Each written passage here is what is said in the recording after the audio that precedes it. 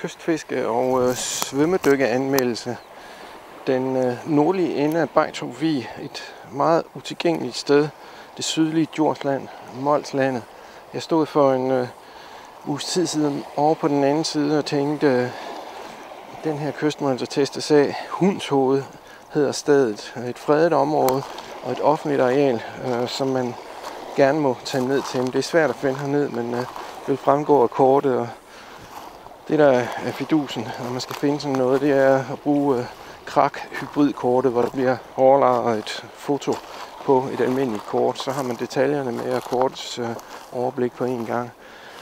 Strømmen fra Kattegat kommer ind her hver gang der er tidevandsstigning, rammer kysten. Og så vidt jeg kan se på strømningsmønstrene på krak-hybridkortet, så snor det rundt og drøner ind i Begtrup Bay her i en cirkelbevægelse og går ud den anden vej. Så det, ifølge min teori, så burde det være den friske Kattegat-strøm, der kommer ind her. Strøm, det er altså en god ting, hvis der skal være fisk. Så lad os tage et tjek. Der er en lille vig her, hvor vandet er lidt plumret, fordi der er svag pålandsvind, men jeg forsøger at gå lidt op og så dykke ned sammen med den forventede strømretning. Tidevandet er på vej ind nu. Men lad os se, hvad der gemmer sig under havoverfladen her. Hvordan var det så derude? Det hele så sundt og pænt ud, rigtig pænt. Der var mange sten sådan på størrelse med en, hvad skal man sige, en stor badebold med flot tang på. Mange, eller i hvert fald en del småfisk indimellem. En mikrabs. Jeg så kun en enkelt fisk i spisestørrelse, og det undrer mig lidt. Det hele det ser godt ud, der er mange små fisk, men de store fisk var ikke hjemme. Det er klart havrevand det her, fordi at der varierer stenbund tilpas kyst til at kaste fra. Det er et spørgsmål om tid, hvornår de er inde her. Hele Aarhusbugten, som det her er starten til, har en gylden forårssæson, hvor der er stimer af havørred inde, der profiterer det lidt varmere vand på den her årstid. Og også hvis der er nogle undervandskildevand med ferskvand, der kommer op, så kan fisken også godt lide det havørred lige den, og når det er koldt, så tåler de bedre mosten. Så det her er utvivlsomt et havørredssted på de rigtige tidspunkter, selvom jeg ikke så nogen. På den her årstid, den 11. juni 2015, der er det et spørgsmål om meget tidlig morgen og sen aften, hvad havørredfiskeriet angår. Jeg tror simpelthen, at de flygter langt væk. I øvrigt også, når de ser en dykker som mig, der kunne minde om en sæl eller et marsvin med en larmende snorkel. Jeg ved ikke, om jeg fik det med på billederne, men jeg snuppede en enkelt fed skrubbe med fingrene forfra. Den havde helt klart en strategi med at spille død. Så jeg kunne simpelthen bare tage den, samle den op, kigge på den. Måske er der et glimt. Mit batteri på GoPro-kameraet var ved at løbe tør for strøm, så jeg havde det kun tænkt på få sekunder, vist nok.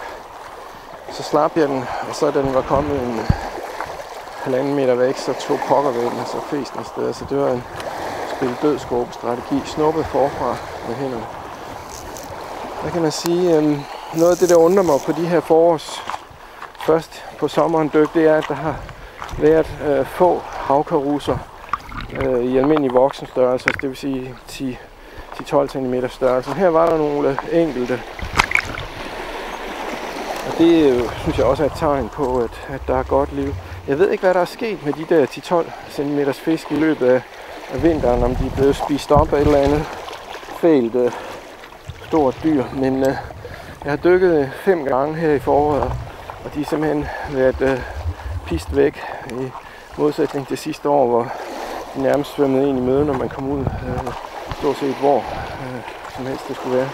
Hvad krabber angår, var der ikke særlig mange, og det tager jeg som regel som et godt tegn, fordi at så kan der måske være nogle torske i farvandet, fordi torske godt lide at spise krabber. Der var en sandbramme på cirka en meters dybde og en 15 meters længde, som man svømmer hen over. Og så noget af det specielle ved stedet her, det er, at man så kommer til noget dybere bund på en 3-4 meter, hvor det fortsætter ud af på samme måde, meget varieret med sten, der er sådan på en 100 kilos penge med tang på, og lidt sandparti og lidt groft grus og tang og vegetation på. Nogle steder også bare småstenbund. Men det fortsætter ud af, jeg var ikke så langt ude, som jeg kunne have dykket ud med, og så stadigvæk set overfladen til, fordi at jeg var på tilbagevejen, jeg egentlig ikke gad at svømme længere ud, når jeg ikke havde mere batteri på kameraet. Men altså meget, meget spændende på den måde, og jeg ville ønske, at jeg havde set nogle flere fisk, og kan ikke rigtig komme med en fornuftig forklaring på flere spisefisk. Jeg kan ikke rigtig komme med en fornuftig forklaring på, hvorfor at der ikke var betydeligt flere skorper, end der plejer at være. Hvis man skal vurdere stedet, så kastefiskemæssigt, altså der er det umiddelbart et godt sted. Og jeg tror på de rigtige tidspunkter, der er det en oplagt havkyst, også fordi at den ikke bliver besøgt så ofte. Man skal virkelig udse sig den for at finde den. Hvad angår de andre fiskearter, så kommer der selvfølgelig makrel forbi i sæsonen, som er typisk i maj måned, nogle uger i efteråret omkring sidst i august-september, hvor de trækker tilbage smeltefede. Makrel kommer der utvivlsomt forbi om efteråret, rydder de lave vand for alt, hvad der er vokset op af småliv i løbet af sommeren. Yngel og lysis, altså frit svømmende krabstyr, som man ikke ser på den her årstid. Og tobis. Jeg så nogle tobis i går i en af de andre bugter, Begtrup Bay, og dem har jeg så ikke set i år, men må ikke også de dukker op. Så en meget øde og spændende kyst. Begtrup Bay nord.